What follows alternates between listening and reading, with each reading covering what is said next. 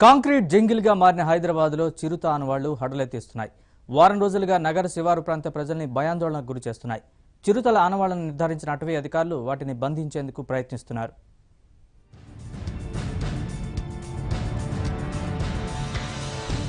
అడవుల్లో ఉండాల్సిన క్రూర మృగాలు నగరం బాట పట్టాయి. అడవులను నరికి లేఅవుట్లు చేస్తుండటంతో ఆశ్రయం కరువైన అడవి జంతువులు అనువైన ప్రాంతాల కోసం వెతుకుతున్నాయి. అందుబాటులో ఉన్న ఇళ్లు, గ్రామాలు, పంట పొలాల్లో సంచరిస్తూ ఆకలి తీర్చుకునేందుకు ప్రయత్నిస్తున్నాయి. వీటి ఆనవాళ్లు గుర్తించిన స్థానికులు కాపాడాలని అధికారులను వేడుకుంటున్నారు.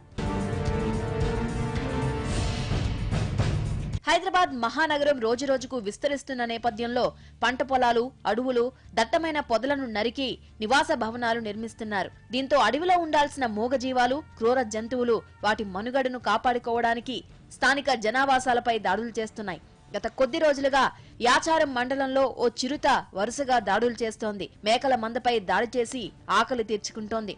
స్థానికుల ఫిర్యాదుతో అటవీశాఖ, పోలీస్ అధికారులు రంగంలోకి దిగారు. చిరుతల ఆచూకీ కోసం గాలిస్తున్న అటవీశాఖ అధికారులకు వాటి కాలి గుర్తులు, మలమూత్రాల ఆనవాళ్లను గుర్తించారు. వాటిని సేకరించి పరీక్షించగా అవి చిరుతకు సంబంధించినవే అని తేలింది.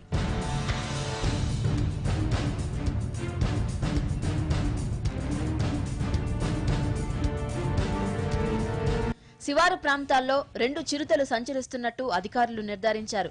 సైబరాబాద్, రాచకొండ పోలీస్ కమిషనరేట్ పరిధిలో సంచరిస్తున్నట్టు గుర్తించారు. శంషాబాద్ ఎయిర్పోర్ట్ రన్వే సమీపానికి కూడా ఓ చిరుత వచ్చినట్టు అనుమానిస్తున్నారు.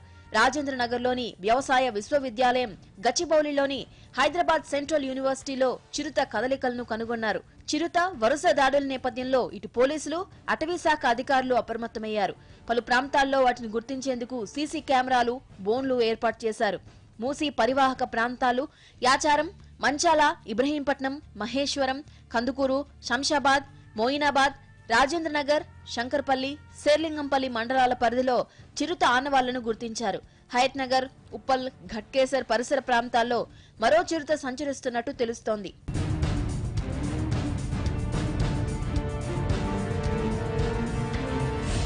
రంగారెడ్డి జిల్లా యాచారం మండలం కొత్తపల్లి గ్రామ శివారులో మేకల మందపై దాడి చేసిన చిరుత ఓ మేకను ఎత్తుకెళ్లింది. మేక గొంతును కొరికి రక్తం తాగి మేకను చంపిన తరువాత కొంత భాగం మేకను తిన్నట్టు స్థానికులు గుర్తించారు. వెంటనే సమాచారం అందుకున్న అధికారులు ఘటనా స్థలానికి వచ్చి పరిశీలించారు. చిరుత దాడి మరోసారి ధృవీకరించిన అధికారులు స్థానికులను అప్రమత్తం చేశారు.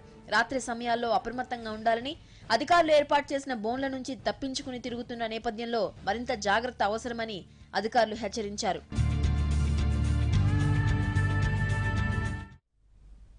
ఇవి రెడ్ అలర్ట్ విశేషాలు.